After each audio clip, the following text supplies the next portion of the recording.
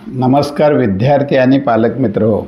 मी engineer Hemchandra Shinde, प्रवेश प्रक्रिया व करिअर मार्गदर्शक, अध्यक्ष centre for career guidance Baramati.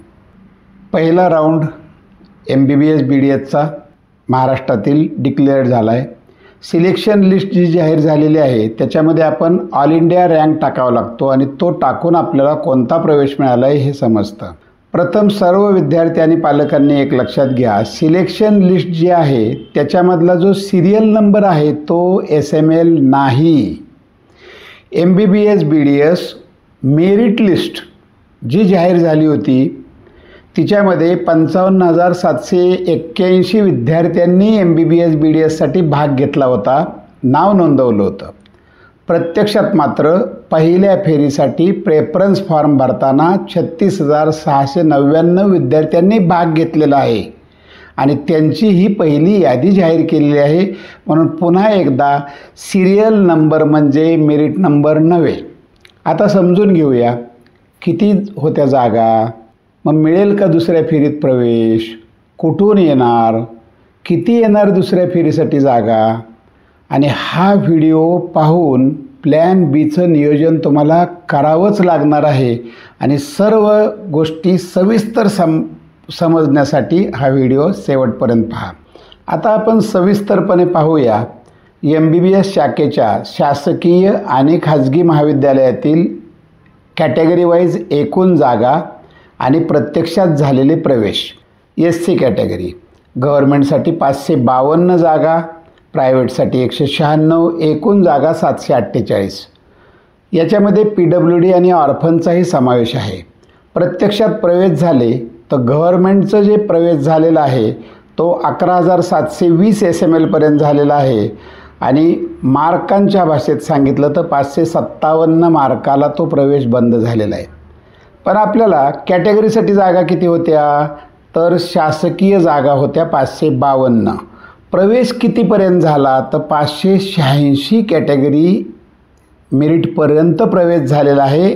तेवढ्या विद्यार्थ्यांना ओपनमधून प्रवेश मिळालेला आहे असा त्याचा अर्थ होतो. प्रायव्हेटचा जर आपण विचार केला तर 1,52,992 ऑल इंडिया रँक. SMLचा विचार केला तर 13,650 आणि मार्कांच्यामध्ये 538 मार्काला ते प्रवेश बंद झालेला आहे. तर एकूण जागा किती होत्या आपल्या, तर एकूण जागा गव्हर्नमेंट प्लस प्रायव्हेट होत्या 748 आणि प्रत्यक्षात प्रवेश झालेले आहेत 805. म्हणजे संपूर्ण जागेंचं वाटप झालेलं आहे. STचा जर विचार केला तर शासकीय 297, प्रायव्हेटच्या 106, अशा 403 जागा टोटल आहेत. आपण गव्हर्नमेंटचा जर विचार केला तर 432 मार्काला ॲडमिशन आलेलं आहे आणि प्रायव्हेटचा जर विचार केला तर 402 मार्काला ॲडमिशन झालेलं आहे. दोन्ही मिळून गव्हर्नमेंट आणि प्रायव्हेट मिळून जागा होत्या 403. प्रत्यक्षात कॅटेगरी मेरिट नंबर 446 पर्यंत प्रवेश झालेला आहे. आपण याच पद्धतीनं आता पाहूया VJ. गव्हर्नमेंटच्या जागा 127, प्रायव्हेटच्या 44, अशा एकूण 171. आता गव्हर्नमेंटचा जर प्रवेश पाहिला तर 84,233 रँकपर्यंत झालेला आहे ऑल इंडिया रँक आणि SML 7,609, मार्कांच्या भाषेत 594. एकूण जागा किती होत्या गव्हर्नमेंटच्या, 127 जागा फक्त VJसाठी होत्या. तरीही 148 कॅटेगरी मेरिट नंबरपर्यंत गव्हर्नमेंटचा प्रवेश झालेला आहे आणि प्रायव्हेटचा प्रवेश 582 मार्कापर्यंत झालेला आहे. दोन्ही जागांची बेरीज 171 असली तरीही 191 विद्यार्थ्यांचे कॅटेगरीनुसार प्रवेश झालेले आहेत. NT1चा आपण अभ्यास केला तर 106 अधिक 38 अशा 144 जागा उपलब्ध होत होत्या. त्यानुसार 9,590 SML पर्यंत, मार्कांच्या भाषेत 576 मार्कापर्यंत प्रवेश झालेला आहे. गव्हर्नमेंटमध्ये 106 जागा होत्या, 112 SML नंबर कॅटेगरीचा, म्हणजे तिथपर्यंत प्रवेश झालेला आहे. प्रायव्हेटमध्ये आणि गव्हर्नमेंटमध्ये मिळून 144 जागा होत्या आणि 152 कॅटेगरी मेरिट नंबरपर्यंत प्रवेश झालेला आहे. 562 मार्काला NT1चा प्रवेश आलेला आहे. आपण NT2 पाहिलं, 149 जागा, प्रायव्हेटच्या 53 होत्या, एकूण जागा 202 होत्या.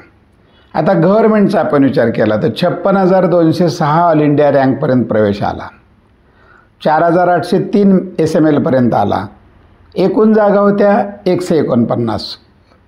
175 नंबरपर्यंत ते प्रवेश झालेला आहे.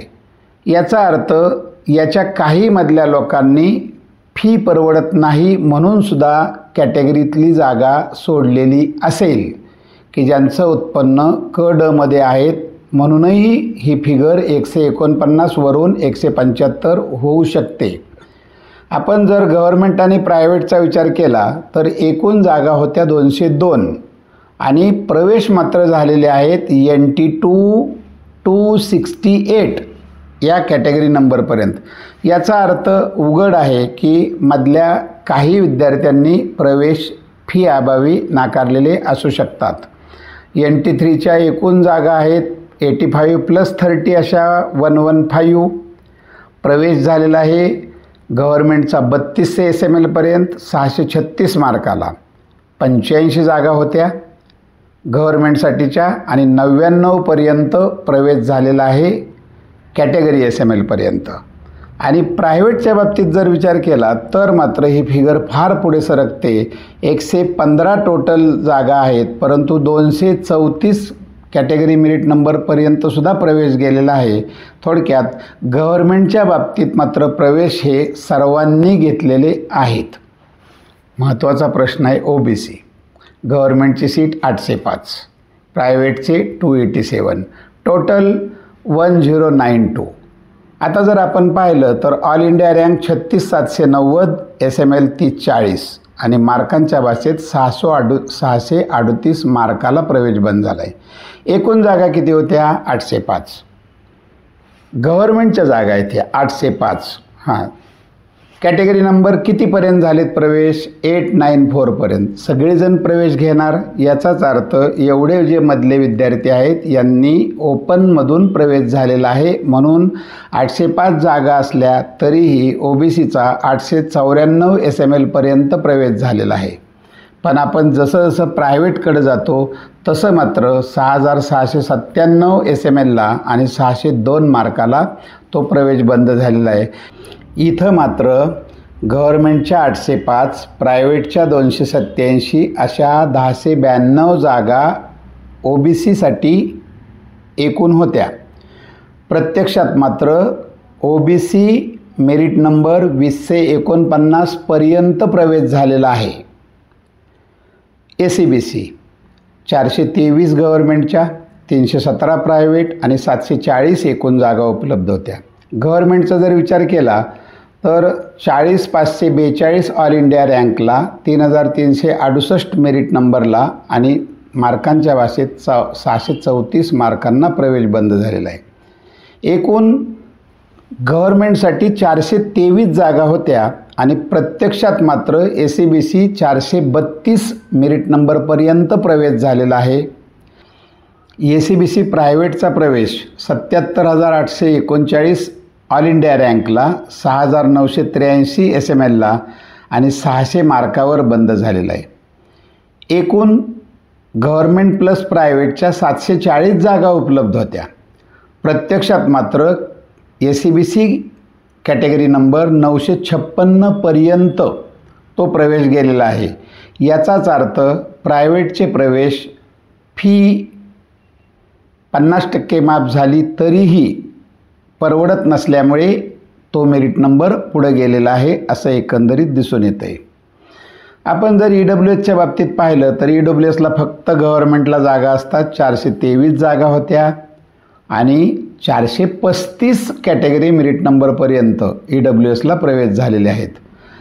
ऑल इंडिया रँकच्या भाषेत 58,370ला, SML नंबर 5,006 आणि 617 मार्काला हा गव्हर्नमेंटचा प्रवेश बंद झालेला आहे.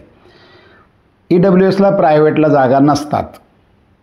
जरी EWSच्या विद्यार्थ्याला प्रायव्हेटला जागा नसल्या तरी गव्हर्नमेंटच्या जागा झाल्यानंतर EWSचा विद्यार्थी हा खुल्या गटातून प्रवेशासाठी पात्र असतो आणि त्याला खुल्या गटातून प्रायव्हेटमध्ये प्रवेश मिळालेले आहेत. अनरिझर्वड म्हणजेच ओपनचा जर विचार केला तर शासकीय 1110, प्रायव्हेटच्या 1627 अशा 2737 जागा उपलब्ध होतात. तो रँक SML 2733पर्यंत शासकीय प्रवेश झालेले आहेत. 642 मार्काला बंद झालं आहे आणि प्रायव्हेटचा विचार केला तर 74,342 ह्या ऑल इंडिया रँकला प्रवेश बंद झाला आहे आणि 602 मार्काला प्रवेश बंद झाला आहे. आपण कॉमनच्या बाबतीत विचार केला तर कॉमनमधील जागा कॅटेगरीतील विद्यार्थी बाय मेरिटने घेतो हे आपल्या सर्वांच्या लक्षात आलेलंच आहे. आता दुसऱ्या राऊंडची पद्धत आपण समजून घेऊया. दुसऱ्या राऊंडसाठीचं पहिल्यांदा टाईम टेबल संपूर्ण वेळापत्रक जाहीर होईल आणि प्रेफरन्स फॉर्म भरण्यापूर्वी म्हणजेच दुसऱ्या फेरीचे पसंतीक्रम भरण्यापूर्वी किती जागा शिल्लक आहेत याची माहिती प्रथम संकेतस्थळावरून दिली जाते आणि त्यानंतर आपण प्रेफरन्स फॉर्म भरतो. मग आता थोडंसं समजून घेऊया. दुसऱ्या फेरीसाठी MBBS जागा येतात कुठून? महाराष्ट्राचा जर विचार केला तर फर्स्ट राऊंडला MBBS सर्वजण आपापल्या जागा पकडून ठेवतात. पहिली फेरी फ्री एक्झिट सगळीकडेच असते, महाराष्ट्रातही आहे. पण राज्यात कोणी फ्री एक्झिट घेईल का? गव्हर्मेंटसाठी तर शक्यच नाही आणि प्रायव्हेटचं सुद्धा MBBSचं प्लॅनिंग करूनच त्यांनी ते भरलेलं असतं, फीची माहिती घेतलेली असते. थोडक्यात पहिल्या फेरीमध्ये फ्री एक्झिट MBBSसाठी शक्यतो कुणी घेत नाही. मग दुसऱ्या फेरीसाठी आणखी कुठून जागा येऊ शकतात तर 15% मधून. म्हणजे पहिल्या फेरीमध्ये ऑल इंडियाच्या राऊंडमधून 15%तून ज्यांनी प्रवेश घेतलेले आहेत अशा काही जागा महाराष्ट्रात नोंदणी केलेली आहे, परंतु एम्समध्ये ज्यांनी काही प्रवेश घेतलेला आहे अशा हाताच्या बोटावर मोजण्या एवढ्याच जागा फक्त दुसऱ्या फेरीला येऊ शकतात. तिसऱ्या राऊंडला PWDच्याही जागा येऊ शकतात, ऑर्फनच्या जागा काही येऊ शकतात.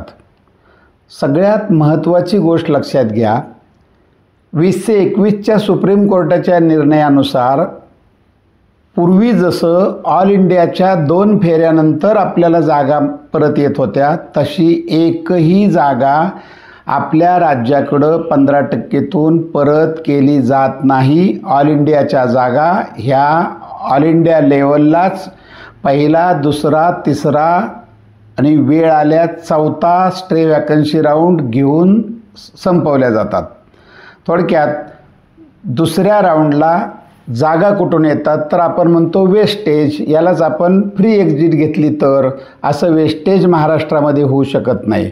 बऱ्याचशा अंशी वेदांत कॉलेज आहे आपलं पालघरचं की जिथं फी माफी नाही, तिथल्या काही जागा मात्र येऊ शकतात. एक प्रश्न सतत विद्यार्थी विचारतात की सर आम्ही पहिल्या यादीचा अभ्यास केलेला आहे आणि आत्ता माझ्यावरती 5 विद्यार्थी आहेत, 10 विद्यार्थी आहेत फक्त, तर मला आत्ता प्रवेश मिळेल का? तर हे सर्व कशावर डिपेंड आहे तर किती जागा दुसऱ्या फेरीसाठी येतील आणि त्या जागांची संख्या खूप कमी असते. विद्यार्थी आणि पालक आपल्यावरती चॉईस नॉट अवेलेबलवाले किती विद्यार्थी आहेत हे परफेक्ट काढतात आणि त्यावरून ते अंदाज घेतात. परंतु त्यांनी आणखी एक गोष्ट लक्षात ठेवली पाहिजे की आपल्यावरती चॉईस नॉट अवेलेबल विद्यार्थ्यांच्या बरोबरच ज्यांनी BDS घेतलेला आहे ते सुद्धा विद्यार्थी MBBSसाठी फायटर असतात. ही गोष्ट त्यांनी लक्षात ठेवावी. म्हणूनच आता आपण प्लॅन B तयार ठेवला पाहिजे. मला फक्त MBBS करायचं होतं. आता आपल्याला पहिली फेरी जाहीर झालेला आहे. जर आपल्याला आत्ता या फेरीत प्रवेश मिळत नसेल आणि आपला जर कॅटेगरी रँक खूप दूरवर असेल तर आपल्याला MBBS डीमशिवाय पर्याय नाही आणि समजा आपल्याला ते शक्य नसेल तर आपल्याला रिपीटशिवाय पर्याय नाही. पण ऑलरेडी तुम्ही रिपीटर आहात, दुसऱ्यांदा रिपीट केलेलं आहे, त्यावेळेला मात्र तुमच्यासमोर पर्याय राहतो चेंज द कोर्स आणि मग तुम्ही BDS BMSचा विचार तुम्हाला करावा लागेल. कारण आता लवकरच BMS BHMSचीही प्रोसेस सुरू होत आहे आणि म्हणूनच याबद्दलचा निर्णय आणि शांत पद्धतीनं विचार करणं आपल्याला गरजेचं आहे. अशाच नवनवीन व्हिडिओसाठी या चॅनलला लाईक, शेअर आणि सबस्क्राईब करा. धन्यवाद.